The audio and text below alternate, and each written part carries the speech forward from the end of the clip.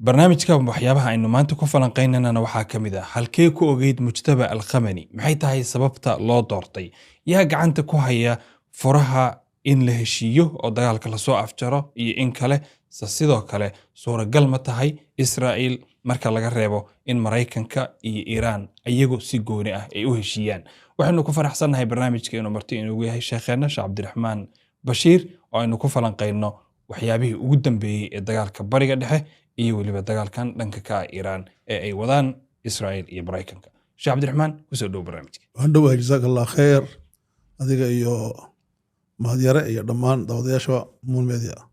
Aan ku bilaabay ee cutubka koobaad waxaynu ku soo qaadan doonaa 12 maalmood maadaama uu socdo dagaalkan suuragal ma tahay Mareykanka iyo Israa'iil wixii ay rabeen inuu xaqiiqoobay iyo in kale. cutubka koobaad ayaan ku bilaabayaa ee 12 maalmood kadib maxaa u suuragalay Israa'iil iyo Mareykanka dagaalkii ay ku qaadeen Iran. Sidoo kale waxaynu su'aasha koobaad ka dhigaynaa sheekhana Israa'iil ma xaqiijisay hadafkeedii haddii xaqiijin weyday maxaa bedel ah oo ay ku bedelatay arrintaas. Alhamdulillah salatu wassalamu ala rasulillah ba'd. Jazakallahu khair. خواتيم مباركة رمضان كان وصير ضمانية تقبل الله منكم منا صالح الأعمال لما تبش آمين آمين أخي وحن أغنهي إسرائيل ودولة صدح تلمامود أو علماء استراتيج إسرائيل أن تكون واحد هذا ودولة ير جغرافيا ويرتهي عدد كتيرات الضدك ويرتهي سكان بلا سوما عدد السكان ترى ضدك population ويري هاي أود ديدنا ويرتهاي وأنا الدولة دا صدح ذا ريموت يران وبيت وحكوسا يران بيت أنا تلا بعد والدولة أود دا أيلاد هاي دي بدك سوق قادتها وأود جودها أن لهين حلو يقانا والدولة لقتها غير دي بدك جريتان كيبا jiritaankii gudaha male waa dibad mas'alasiye waxa ku jirta dawladaha loo yaqaan duwal wadifiya dawladaha shaqo loo adeegsado lagu shaqeysto taariikhda saddexaad ee dawladda Israa'iil ay leedahay waxa weeyaan waa dawlad ideology qaldan inta lagu saleeyay dadkana la cabsiyay adduunkana laga gaday ideolojiyadaas khaldan ay leedahay waxa weeyaan in ay dhulkan ay degan tahay iyadu leedahay iyadu aan lahayn labo inuu dhul kale ay leedahay ay ka maqan tahay oo inay qaadato ay tahay oo dawlado kale ay gacanta ku haystaan saddex waxay aaminsan tahay wax la dhado Israa'iil tawiin iyadoo yar waxaan xasuustaa odaygii Qadaafi ilaahay u naxariistay wuxuu oran jiray markii ay soo weerartay Mareykanku Iran Libya diyaaradaha lagu weeraray magacii uu bedelay wuxuu bixiyay al-Jamaahiriya al-Arabiyya al-Libiyya al-Ishtirakiyya al-Udma waxa dhan oo Libya waa 5 milyan 6 milyan ka badan oo qof weeyaan uu weynay marka magacdan u fiirso jumhuuriyaddu bedelo jamaahiriyu ka dhigay yaa dadka وحولي الجماهيرية الليبية ليبيا عادي صح. العربية عادي ويان الاشتراكية أو السوسياليستية العظمى وين إسرائيل نحل إسرائيل الكبرى عظمى يقوم بقاطع كبرى مرد ما حل تذكر يري عقدوا حكوا جرت له لحظة وين هذا الربع سو الميرو ما راح مخرج ويرتها دي ماركت مو يرو وين هذا صار كلام عقدadaasi waxay ka soo qaadatay diinta tawraadka ka soo qaadatay dhulka annakaale adduunyada maantana waxa lagu leeyahay waqtigii aqoonta laga soo qaadanay sameynta dawladda waa la dhaafay Europeanka oran jiray iyo reer galbeedka laakiin iyadoo loo ogolyahay intaas markaa ka imanno iyaku waxay lahaayeen laba istiraatiijiyo oo waaweyn istiraatiijiyada koowaad waxay inuu nidaam ku dhaco wayna ka gooneed Netanyahu maalintuu booqashada ku tagay Mareykanka ee sheegnay markii hore Florida ugu tagay odayga madaxweyne Trump wuxuu ka dhaadhiciyay marka aan dilno wadaadka iyo inta ku meersan oo ilaa 60 haddaan ka takhalusno dowladdu dhacaysaa dadkuna ay soo kacayaan dadkii mudaharaadkii diyaar u yihiin bas waxay rabaan in la xiifiyo dowladda dowladdan waxaa lagu laxiifinayaa in la dilo qaa'idka iyo qiyaadada marka hadafka koowaad ee lahayd dowladda iiraan israa'iil wuxuu ahaa in laga takhaluso nidaamka hadafka labaad muxuu ahaa hadafka labaad burburinta hubka culus oo nuclearka oo uu sheegay Netanyahu inay uga hadhay 7 cisho inay sameeyaan arrintaa waa in maxamuud sifaa ula socotid gartay 3 sano ka horna wuxuu yidhi 7 cisho uga hadhay wuxuu soo bilaabay 1996 ها 7 cisho uga hadhay ولذلك imika markii la sameeyay tirakoob amba istiطlaac laga sameeyay dalka Israa'iil gudihiisa Falastiiniinta yuhuudda dhexdooda waxay dhahdeen boqolkiiba 82 waxay ogol yihiin dagaalku inuu socdo oo markii ugu horeysay ee shicibka Israa'iil isku waafaqaan inuu dagaal socdo 82 boqolkiiba way baradin waxaa la sameeyey 2000 waqtiga markuu ahaa iyo diraasad laga sameeyey Israa'iil gudaheeda la weydiiyey su'aal ah adduunka wadankaad ugu cabsi badantiin waayo waa Iiraan beelad sababta markii la weydiiyay waxay dhahdeen waa dawladda qura ee bariga ku taala ee yeelan karta nuclear maadaama ay nuclear samaysan karto laabudda min izalatiha marka waxay nagu haysaa waa shicibka tahdiid wujuudi menaas bay ku jiraan menaas dhinaca jiritaanka idan labadan bay hadaf labadii hadaf ma xaqiiqsamin labadii hadaf ma xaqiiqoobin waxay sheegeen in ay nidaamkii ridi kari waayeen way sheegeen waa kan Netanyahu wuxuu ku leeyahay waxaan ku guuleysanay ya inaan samayno guulo waaweyn oo laakiin keensanaysa in bariga dhexe miisaankeegu isbedelo halka waxaa laga soo saaray culimada istiraatiijigu in isbedeshay istiraatiijiyadii Iiraan oo loo guuray bariga dhexe oo Iiraan laga guuray waa kuwa taa inoo xafid midda labaad wuxuu yidhi waxaan ku dadaalaynaa inaan bedelno bariga dhexe maxaa yeelay waxaan noqonaynaa xoog awood gobol haddaaba noqonayn marka qaarkood awood adduun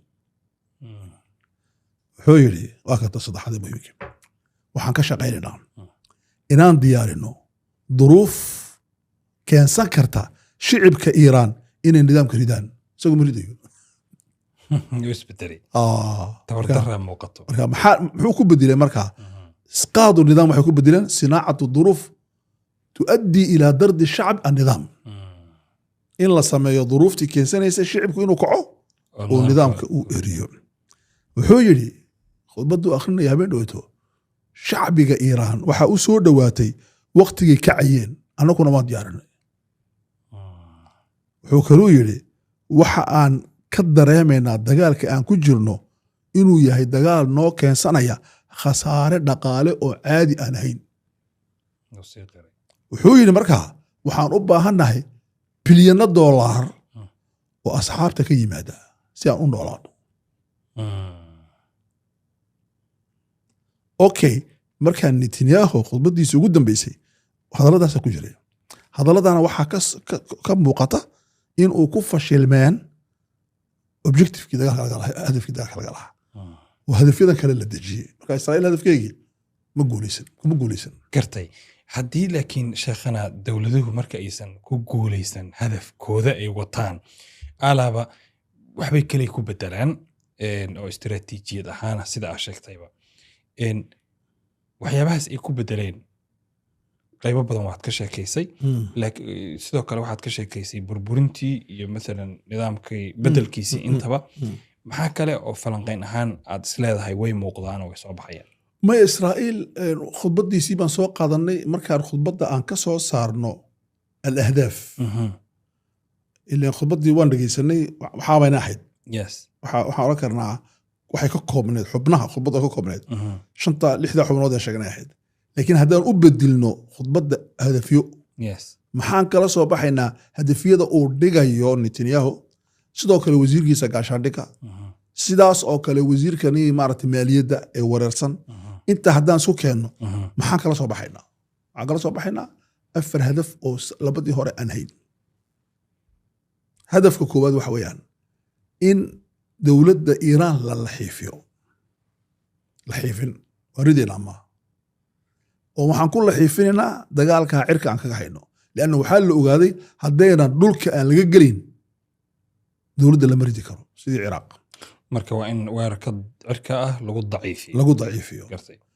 waxyaalada yaab kale waxa weeyaan dowladda Iiraan aad bay u fahantay dagaalkaas waxa ay samaysay marka qaarkood waxay u dirtaa meelo hubkooda ku khasaaro sawiray samaysaa diyaaradda meel fadhiya oo beena waxaas way garaacaan marka waxa la yidhi waa been la sameeyo waxa lagu sameeyey dakaa istinaaci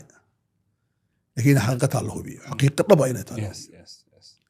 waxaana ku baxay hub bilyana in la baabiyo bahaladaas kartoonada ay dhisay kartoonkaasina xabadii waa $20 $20 ku baxaysa ya $20 marka $20 shiinaha laga soo iibsaday $20 laga soo iibsaday waxay sii iibiyeen beri hore way ku tala galeen ximika cusub way mideen wax marka taas waa midda koodeen laxiifinta nidaamka iyo ka muuqata sax mid labaad baa ka muuqata waxaa ka muuqata cuzlatu Iiraan in Iiraan laga saaro mantiqada oo laga dhigo dawlad bahala oo iyada iyo khaliijkii la isku diro taasina waa istiraatiijiyada ku jirta baasha weeyaan arrinta saddexaad waxa weeyaan waxaa dagaalka uu isku bedelayaa dagaal laga dhigayo dowladda Israa'iil inay noqoto aabaha bariga dhexe وسأو فكرة إمك صح يخرط وعادي دوناي لكن استراتيجية يا دجنايا وتتحاضر أنت أفراد أقدم بيسوا حويا إن دولة إسرائيل أي كوجوليستو إن أي تكنولوجيا هان سكجدو ودنا الخليج وأي كتر هذا واحد سكوت دفاعي كريت الرعاية تكنولوجيا أراها حتى أمريكا المايو مركا واحد أبحيين استراتيجية بناء المعرفة العلمية للخليج اللورد صالح رد عليها مركا أنت هسي وحيد بدي شيء استراتيجية دي دجالك يا هوري وأحد إسرائيل هنا كان فكرة زي إن يريد ولذلك دكتور عبد الله النفيسي ما عنده هذا الخطير أيوه قريب وحوري مستحيل أن يسقط النظام في إيران مو ودعي كريا بقى هذا دي بانو يجدون إن شاء الله تعالى كرتي sidoo kale sheekhana waxaa muuqda khilaaf u dhaxeeya Israa'iil iyo Mareykanka oo ku aadan dagaalka Iiraan maxaa sabab u ah khilaafkaas okay horta waxaad ogtahay dowladda Mareykanka waxaa jira awoodo ishirdinaya oo qaraarka uu ka soo baxo awoodaha ishirdinaya qaraarka ka soo baxa waxa weeyaan awoodii oranaysay Ameerika awalan iyo waxa ishirdinaysa Israa'iil awalan dad baa jira Israa'iil aaminsan inay muqaddas tahay sida wasiirka dagaalka ee dalka Mareykanka dad baa aaminsan inay Israa'iil ay awalan ahayn oo Mareykanku awalan yahay sida Wiktof marka labadanina waxay u yihiin madaxweyne Trump lafdhabar waxayna kala aaminsan yihiin laba fikradood oo aad ka soo horjeeda Wiktof wuxuu aaminsan yahay waa xaliif istiraatiiji Israa'iil laakiin maaha awalan أمريكا وما دمانيسا إسرائيل ويغرغارتا إسرائيل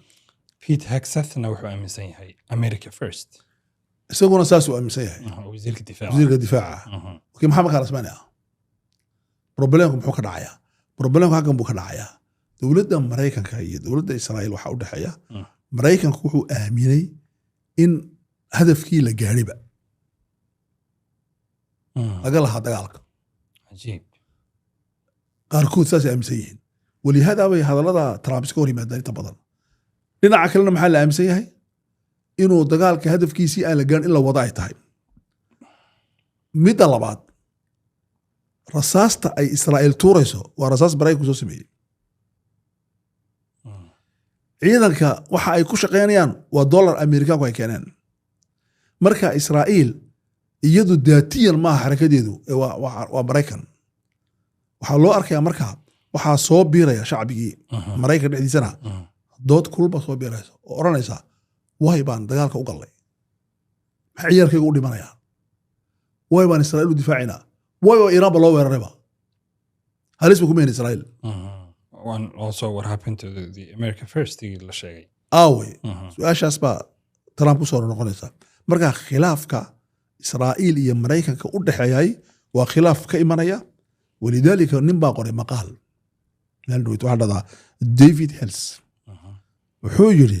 limaada yu'tabaru Trump wa Netanyahu akhtar rajulayn fi al-aalam maxaa loo maaratay u noqdeen Trump iyo Netanyahu labada nin ugu adag ugu khatarsan ugu dhibaato badan dunida marka qaarkood wuxuu isticmaalayaa limaada huma ahmaqan waxay labadaba nacasi u yihiin marka qaarkood maqaalka dhexdiisa wuxuu ku isticmaalayaa al-awwal ka hore oo ah Trump waa nin ku maqan awood isbidaya oo iska helay oo isjeclaaday wuxuuna aaminsan yahay inuu risaalad loo dhiibay oo adduunka geenayo marka kibirkiisa kadiyay gayagadiye Netanyahuna wuxuu yiri ideolojiyad been rumaysay ay wuli oo ka dhigaysa doqon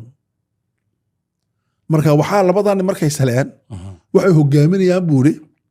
dagaal dadka khubarada ee Mareykanku ayna fahmi karin maxaa loogu jira wali wuxuu yiri ma dhicin dagaal Mareykanku intuu galo aan la sii odrosiin halka uu ku dhamaanayo haddii la odrasana aan la garan way baa loogu jira la difaaci karin wuxuu noqday dagaalkii ugu horeeyay ee la difaaci karin waxa loogu jira sidaa daraadeed buu yiri waxaad moodaa buu inuu Mareykanku dib u qoranayo midda labaad ee keensanaysa inay iskhilaafaan waa arrin xoog badan weeyaan waxay labadaba laga dhaadhiciyay dagaalku ma dhaafay usbuuc laakiin waxa soo baxay inuu dagaalku sanado soconayo walidaalika Ali Rajani wuxuu yiri annaku dagaalka waxaan ku tala galay inta uu socon karaba inuu socdo waa isku dayar macrakatun tawiilat al-amad nin baa jira buug qoray al-harb bilad dagaalka oo reer Autriche ninka Austria ninku tiradin annagu Francisco Autriche baa carabtu nimsa tirada waa buugii ugu horeeyay ee laga qoro dagaalka uguna dambeeyay dagaalka buugaadda daboorna isagoo bay raaceen waa falsafad wuxuu yiri dagaalka saddex shay baa dhaca markuu dagaalku socdo horta waxa ugu weyn dhacay tadliil dadka been baa loo sheegay dagaalka waa meesha quraate ee beenta lagu dhex sameeyo kullama tasmac al'aan min Israa'iil Amerika Iran waa been xaqiiqa male waa tadliil dadka waa luminaya midda kale wuxuu yiri dagaalku waa meesha qura ee lagu dabaqo al-xuruub nafsiya psychological dagaalka meesha lagu dabaqo weeyaan oo dadka laga naxiyo laga argagixiyo laga cabsiyo la isku diro warar maartay cabsi keenaya weeyaan dagaalku midda saddexaad wuxuu yiri dagaalku waa meesha quraate ay ka lacagaystaan dadka loo yaqaano tujaarul harb adduunka waxaa lacagta badan laga helaa saddex dagaalka mukhadaraadka tijaaratu silaax tijaaratu المخدرات iyo batroolka gaaska iyo dahabka iyo ilaalmaala yani macdanada saddexdaba adduunka laga lacagaystaa wuxuu yiri labo waa dambi midna waa sax in laga lacagaysto batrool iyo waxa laga shaqaysanaya laakiin mukhadaraat dadka cuquushooda laga shaqaysanaya tani kaleetana dadka dhiigooda laga shaqaysanaya imika marka dagaalkii la galay markii hubka dhamaaday adiga ma isweydiisay inuu Mareykanku ka dhamaanay waliga Allah ninka isku talagal inuu Shiinaha la dagaalamo suuqa ka dhamaaday waxa markiiba loo yeeray warshadii hubka waxa laga dalbaday inuu hub sameeyaan Ukraine baa la baryayaaba in ay drones nasiyaan laana waxa la ogaaday halka laga soo tuurayo 1 milyan 2 milyan oo dollar saaruq ku baxay Israa'iil Iran waxay soo tuuraysaa 2 kun oo dollar amba kun dollar marka hadafkoodina uu gaaraya marka taasi waa saddex shay ee maartay dagaalku uu keeno laakiin dagaalkan imika Iran isbeddelka waxa uu keenay kala waxa kamid ah dagaalku beentii la sheegay wala la liqi waayay lidaalika wuxuu oran jiray ninka sameeyay filimka beenta waxa Hitler wuxuu waliga been sheeg ku celi ila aad rumaysatay adigu beenta dadku markaa bay rumaysanayaan beentii waa la sheegay waxa uu leeyahay waxba kuma jiraan been weeyaan ولذلك دولة إسرائيل waxay samaysay hubka ka soo dhacaya waxay yiraahdeen waan burburinay sawaariikhdii Iiraan inta ugu badan 20% baa u hadhay ayaan kastina waxaa laga raacayaa Israa'iil weli dadkii kama soo bixin gudadkii ay galeen 3 ilaa 4 milyan oo qof ayna soo bixin dhaqaale baa wiit hoosta galay idan waa ka kulaba dhaqaale baa lisna galay marka khilaafku wuxuu ka imanayaa waa arrimahaas oo dhan baa yaa keenaya Mareykanka iyo Israa'iil sheekhana iyadoo been la sheegaya haddana Mareykanka madaxweynayaashooda waxay iska ilaalin jireen hadalladooda inay iska hor imaadaan sida hadda aad sheegtayna madaxweyne Donald Trump hadalladiisa waxaa muuqda inay iska hor imaanayaan oo istuqeynayaan sax weeye muxuu yahay wareerkan horta bal 29 waxaan dhahaa 2 Mars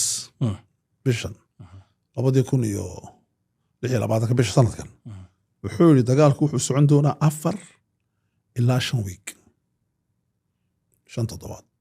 iyo 4 toddobaad socon doonaa 3 Mars Soomaalida 2 Mars 3 Mars wuxuu yiri dagaalku kuma xidhno waqti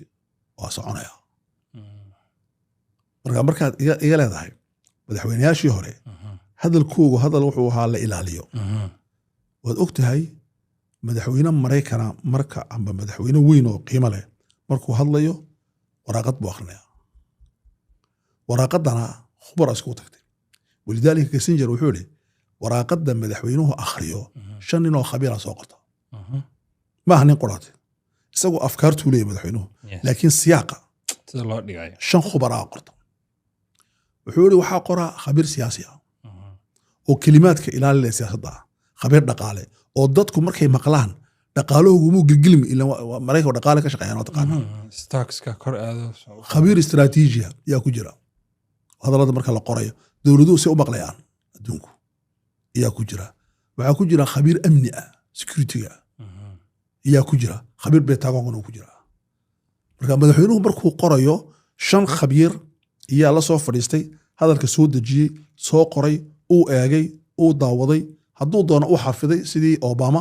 oo ku hadlay hadduu doonana waraqadu ka akhrinaya sidii Clinton iyo George Bush marka kani waxa laba shay baa laga arkay madaxweynahan cusub kow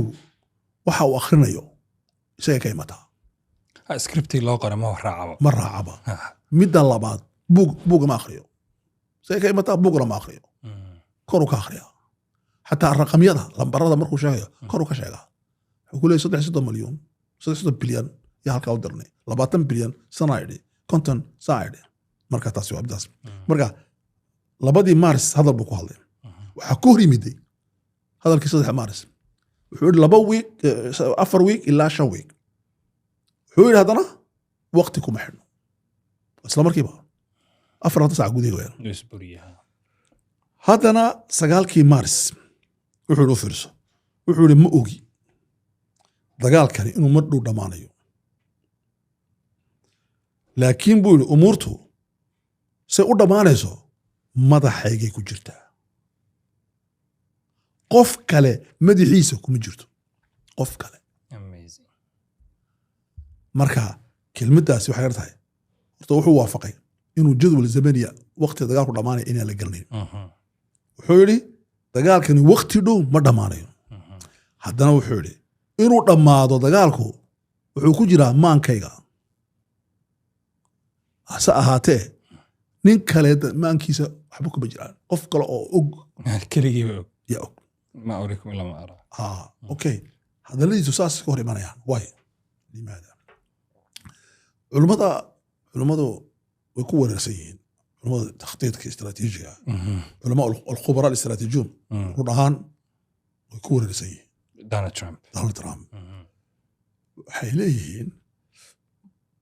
كل شيء يمكن أن يفعل حين يريد أن يفعل ومركا unpredictable وحول واسمين كرا لكن مركو دور إنه سمين وحبا لقى ما في لي كلام والله ما بقياسي لما قياسي كرا لبا وحيلين ليس هناك محددات لسياساته سياسات كيسو ليميتد ماله وحقبتها حدود ماله مدى الله بعد مدى صدحات وحيلين لا يعطي أهمية لغيره ولذلك ما يلو تسوي لفدي ما دحدهم بكيري وركبين وقروح بدنا كبوك شكيه كباي سيتين مستشارينتي أيان ويتو iyagoo la fadhiya oo wax weyn laga sheekaysanayo iyuu daaqadda eegay wuxuu kaaleya si u qurxoonta juuga daawada marka waxaa leeyahay ninkani wuxuu weli ku jiraa showgii uu samayn jiray berigii hore iyuu ku jiraa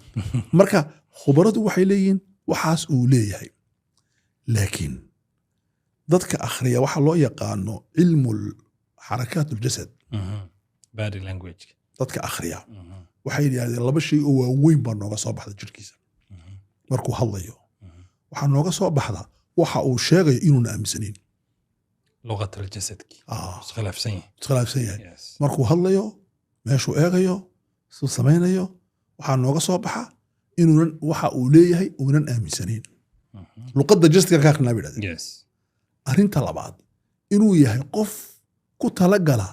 dadka inuu ka cabsiyo isaga oo hadduu doono samaynaya ambaba samaynimaba marka waxay yidhahdeen jirkii hadalkiisa waxaa ku jira afka uu bararayaa dakhaan buu sameeyaa marka labadaa shay bay raggaasina sheegeen markaasi Obama Trump waxaa isku hor yimaada mawaaqiftiisa siyaasiga ah ee ku socda dagaalka Iiraan wuxuu yidhi waan ridaynaa nidaamka wuxuu yidhi nidaamka ma ridayno wuxuu yidhi nidaamka qaar baan kala saaxiibi karnaa wuxuu yidhi murshidka ma kala dooranaya laga qayb geliyo doorashada aniga anugu in ra'yi ku yeesho murshid ka ani rabaa soo baxo ka anu rabaan soo baxo wuxuu yidhi hadday sidaa noqon weydo murshidka waan dilaynaa la soo saaro xataa wuxuu yidhi kuwii aan rabnay inaan murshid ka dhigno bambadii koowaad bay ku dhinteen qayb ka mid ah waxaasoo dhan ba wax ma hayno marka iyuu iska hadlaya marka waa kaas insha allah waa calandaadi marka jazaaka allah khayr gartay cutubka labaad sheekhana waxaynu ku eegaynaa mustaqbalka siyaasadeed ee khilaafka مثلا iiraan mustaqbalka siyaasadeed ee iiraan iyo khaliijka saxiix nacam sidaas daraaddeed isu barbardhig baan samaynaynaa comparison ku aadan arrintaas khilaafka istiraatiijiga ah مثلا iiraan siday u aragtaa dagaalka se khaliijku siday u arkaan dagaalkan akhi waxaa la sameeyey diraasaad cilmi ah oo ku saabsan sidee u fikirtaa iiraan marka ay la nooshahay khaliijka khaliijkuna see u fikiraan markay la nool yihiin iiraan ya waxaa lagu soo koobay laba kelmadood oo yaab leh iiraan waxaa la yidhi waxay u aragtaa khaliijka mandiqa amniya gobol security ah security local ayay u aragtaa waxay aaminsan tahay haddii la yidhaahdo iiraan ha laga takhaluso waa layla dhimani haddii la yidhaahdo iiraan hala daayo waa wada noolaanna idan securityga localkan waxay ku xidhaa mustaqbalkeega amniga marka iiraan ilaa iyo waxay leedahay boqolaal macahad amba college oo lagu diraaseeyey istiraatiijiyaadka waxay sameeyeen sacuudigoo kale waxay u diraaseeyaan si camiiqa si qoto dheer guto dheer maarata gundheer leh waxaan akhriyey buug ka soo baxay iiraan oo la dhahda asacuudiya min addaakhil iiraan baa lagu qoray waxaa qoray khabiir iiraani ah wuxuu yidhi sacuudigu 4 shay buu leeyahay eeg kow wuxuu leeyahay hashaashatun fi nidaam nidaamkiisa sare waa daciif hashaashatun ijtimaaciya bulshaduna waa daciif isma xidhno qabaa'il kale ama jaamacadaha halkaa ka soo baxay saameyn waxaa kule meesha wax ka soo bartay iyo aragtidoodii maalan annagoo Soomaali ah marka ma ka duwanaan karnaa khaliijka cabsida ay ka qabaan iiraan mase weli saameyn bay nagu leedahay oo wadaadkeenna soo joogo Soomaaliya ama meel kale joogo oo Soomaali degan tahay maalan buu cabsidii khaliijka ay qabaa ma isku cabsi baan nahay ma kala duwan nahay say noo saameynaya as a critical thinking 10 sano ka hor 8 sano ka hor muxaadaraad baan laga galay Soomaaliya min daraf ilaa daraf khutuuratu shiica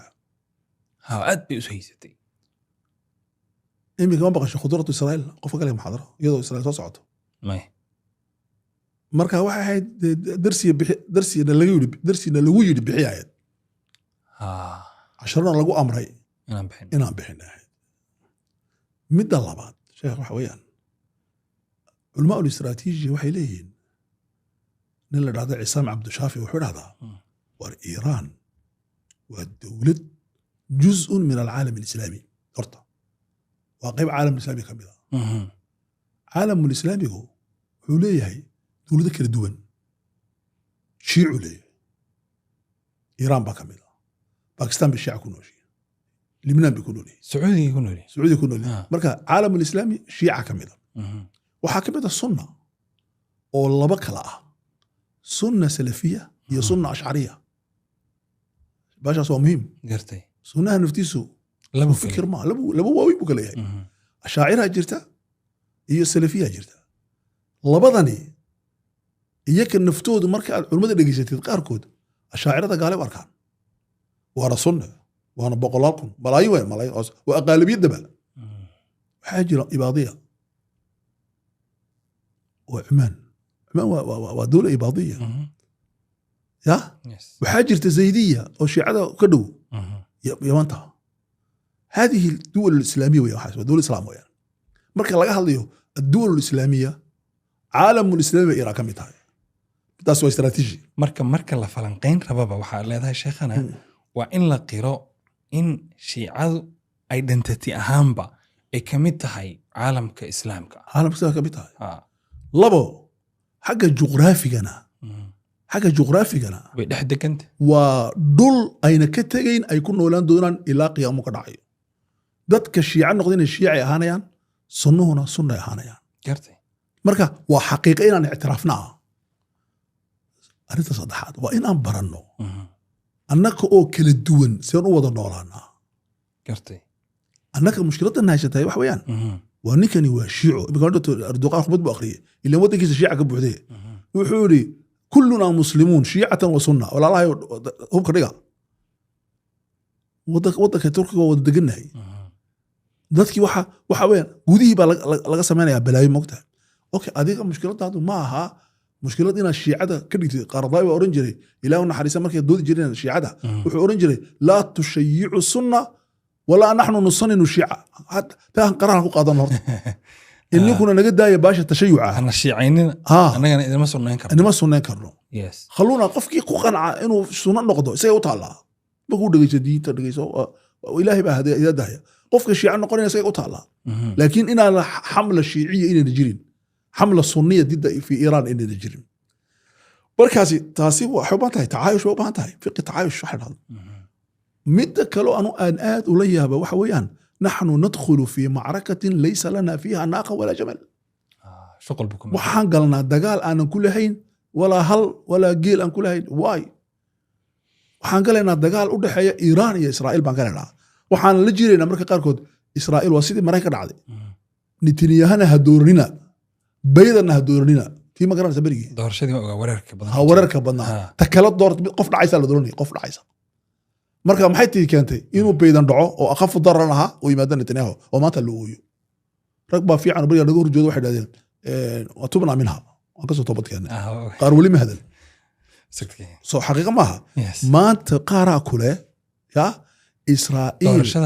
iyo iiraan waa laba cadow oo gaalo isdiriraya midna hala jirina maba garanaya istiraatiijiyatu maa bacda alxarbi xagee loo socdaa ninkan wuxuu ku leeyahay bariga dhaxan qabsan doonaa soo maha doorashadaas ay ka hadlayso oo Biden ridistiisii ahaa Donald Trumpna hiilintiisii si ama si kale bishaklan oo biaakhir macnaa codkii markii laga reebtay maanta oo ramadaan ah ku jirno masaajidda timir iyo waxaa lagu afuraa biyo bas soomanka horena waxaa la bixin jiray afuro waaweyn sababtoo ah dhaqaalihii dalka maraykanka iyo meelihii isha ahaa ee DHS oo kale tusaale oo Soomaalidu ay ka ganacsan jireen oo dhan wuu xirmay waxayna ahayd istiraatiijiyad xumada ay u horseedeen qayb wadaadada ka mid ah oo dhahaysay ha loo codeeyo midaan labadoodaba ahayn oo dhacaya sida hadda tilmaamtay sababtoo ah si uusan usoo bixin maalan Biden ayagoo Biden ku adkeynayo waxaa jirta ustaad maxamuudow laba kelmadood oo culimada istiraatiijiga isticmaalaan waxaa jirta almarad alkhatiir waxa alghabash alistraatiiji ghabash markay kugu jirto mugdi istiraatiiji markay kugu jirto waxa ma arkaysid marka tuura sound khabda cashwa ba sameynaysa okay waxaa ka mid ahaa ururkan la yidhaahdo ururka muslimka muxuu ahaa magaciisa muxuu ahaa kani oo maas may kani oo laga dhigay irhaabi inuu yahay muxuu ahaa keer keer baa ku yidhi hadoodhina labadaba jaylaani xuseen oo hogaaminay adu niqaashka niqaashka waa nakii la galay keer xataa keerka ninka weyn xukuma nahaad cawad wuxuu ku doodanaa sidaas maantana habeenka sukhbad buu jeediyaa rabadaanka uu ooyaa waxaa waan khaldanay ma idhahda laakiin wuxuu ku horjeedaa ninkan soo bixitaankiisa qalada buu ku leeyahay adaa soo saaray adaa u dagaalamay adaa lagaa rebi adaa lagaa kari waayey adiga maaragtay dimuqraatku dembi weynuu galay ayaad ku nacday oo mid dembi shanlaabkiid geli doonaa dooratay marka midaasi waa istaraatiiji qabash baa dhacdaa mid kale waxaa dhacdaa xawal istaraatiiji xawal ma taqaanaa qof kale maaragtay isha weecan waxa waaye cawar maaha cawarku waa midka ilaa weeyaan xawalku waa qof maaragtay weershale xawal istaraatiijiya dadka qaar leeyihiin dhanka loo jeedo maaha dhan kale arkaan walidaalika maa bayna alqabashi walxawal jaa trump anyways sheekh mawduucii haddaan ku noqonno marka ay imaato maalan maaraynta dagaalka nabad maalan sida dhinaca nabadda ee khaliijka iyo iiraan siday u kala maareeyeen dagaal iyo nabad marka la kala maareynayo istaraatiijiyan okay waxaa la sheegay laba shay oo waaweyn baa la sheegay shay waxaa la yidhaahdaa qiyaadatun fardiyatun usariya dagaalka waxaa maareynaya waa qof amba waa qoys yaa maareynaya waa khaliijka